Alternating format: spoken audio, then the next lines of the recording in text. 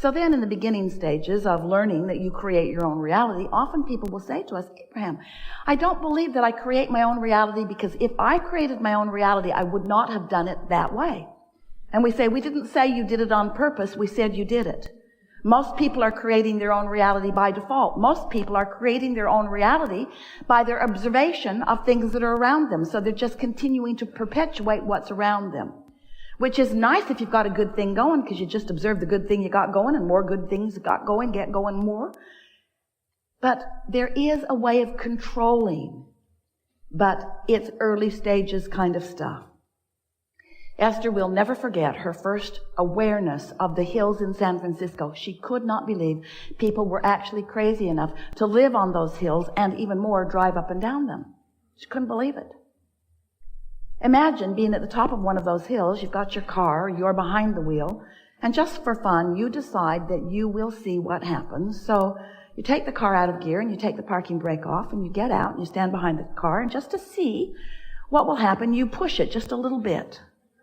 And it begins to move ever so slightly in the beginning toward the bay below. And then you realize you know what's going to happen, because you've been around for a while. So you stand out in front of your car and you let it bump up against you, and the momentum subsides. It was simple and easy to do in the beginning. But you would not want to be at the bottom of that hill stopping that momentum. And yet that's the way so many people attempt to control their experience. They pay no attention to the way they feel, so they're not getting early indications of what their momentum is. And they allow their momentum to get going until it begins manifesting in ways they don't want, and then they decide to do something about it. But the thing about that is, when you know what you don't want, and so you step forward in order to do something about this thing that you don't want to happen, what happens is, without even meaning to, you activate more of what you don't want to happen in your vibration. And as you activate more of what you don't want to happen in your vibration, more of what you don't want to happen happens, because law of attraction says that it must be so. So we want to help you to understand that, yes, you create your own reality. And yes, you can control the vibration that you're offering. And yes, if you do it in the early stages of momentum, it's easier. The thing we most want you to understand is that while you are sleeping, your momentum subsides. So every morning when you awaken, you have the opportunity to begin the momentum the way you want it to begin. You can send it off in the direction of your desire. Sometimes, usually, often, every morning when you wake up, we're so funny. When you wake up in the morning, often you begin the thought process from where it was before. It's sort of like reorienting yourself. Oh yeah, here I am. Esther quite often is wondering where she is when she wakes up. Bathroom is hard to find when it's in a different place every day. So you wake up and you orient yourself about where you are. And then you usually begin the activation of the things that were going on yesterday, which means there is a continuum from day to day that doesn't change, but it could if you wanted it to. And these are some of the things that we want to visit with you about today. We want you to leave here knowing for sure that you do create your own reality, because you do emit a signal, and because law of attraction responds to the signal, and that things that then match that signal are then realized by you. We want you to leave here today knowing that you are a transmitting and receiving mechanism, and that the thoughts that you think you're thinking are thoughts that in some cases you are projecting, but in most cases you are receiving, because there are not original thoughts. Now, there are too many thoughts have been thought. There is too much momentum in the thinking. The evolution of who you are is so far down the road. You are pure positive energy. You are genius creators in these magnificent bodies. You are here creating your own reality with great reason and purpose. And the momentum that has come before is this wonderful ride that is carrying all of us forward, forward, forward. So you are not thinking new thoughts, but you are choosing the direction of the thoughts that are being received by you. Just like tuning your dial. Esther listens to Pulse Radio. She really likes the variety that is there. She has a lot of preset buttons in her cars, and every now and again she just pushes another button and pushes another button and pushes another button, but she's pretty sure of generally what's going to come. She's choosing in some ways a little bit of momentum with lots of options to make new decisions along the way. And that's the thing that we want you to understand. You've got a lot of preset buttons, and some of them are serving you really well, some of them not so well. Esther was thinking the other day, I know I have a lot of beliefs.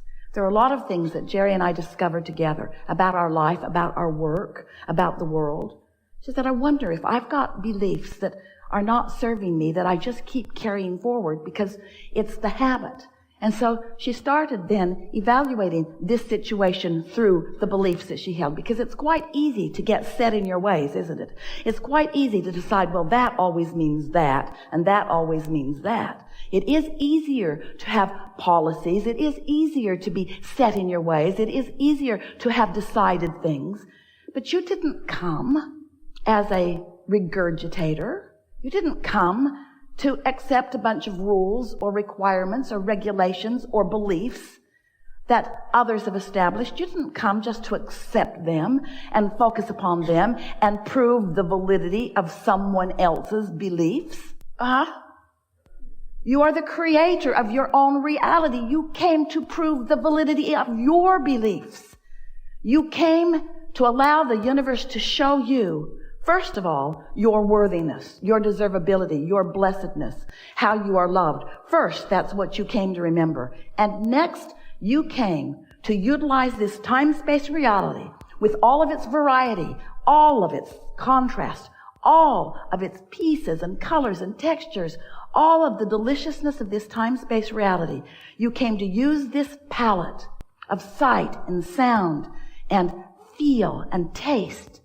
You came to experience your version of all of this as a creator, not as an observer. As a creator, not as a regurgitator. As a creator. So, we are eager to talk with you about anything that matters to you. Nothing is off limits. You will discover the perfect unfolding of this day. Esther was thinking about you, and she was getting ready to come and play with you.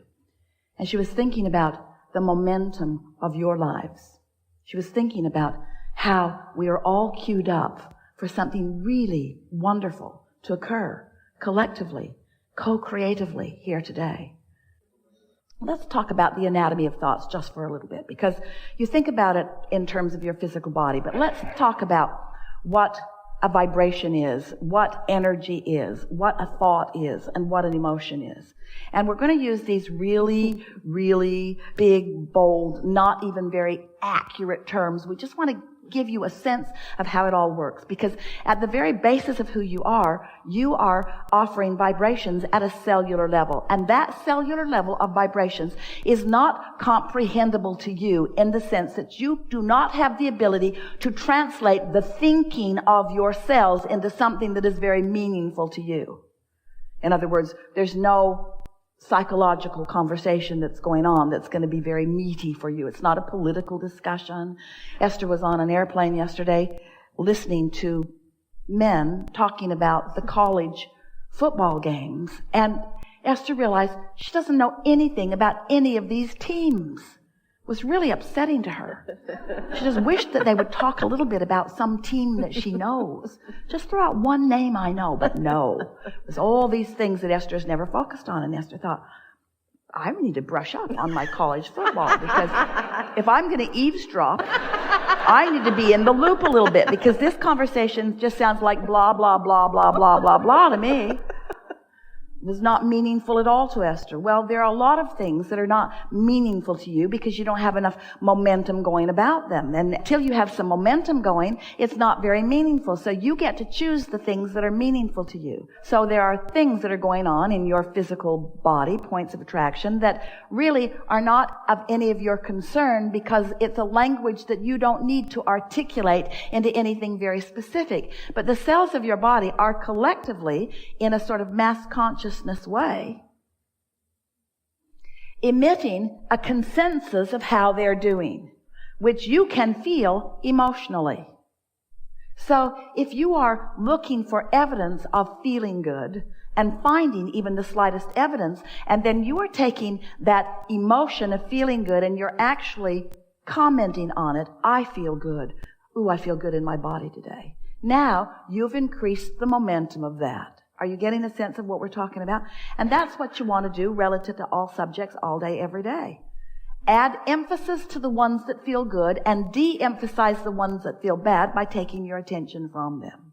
And then watch what happens. If you are monitoring manifestations and at that point making your statements of how you're doing, the momentum is already too far down the road and you have very little control. But when you start caring about the way you feel and you are caring about the emotions and you are deliberately taking something that feels a little good and focusing on it until it increases and becomes more, before you know it, and we're talking about days really, manifestations of things that you have been wanting for a very long time will begin being realized by you in your experience. And at those realization points, you're going to then say, well, I guess I've been getting this right.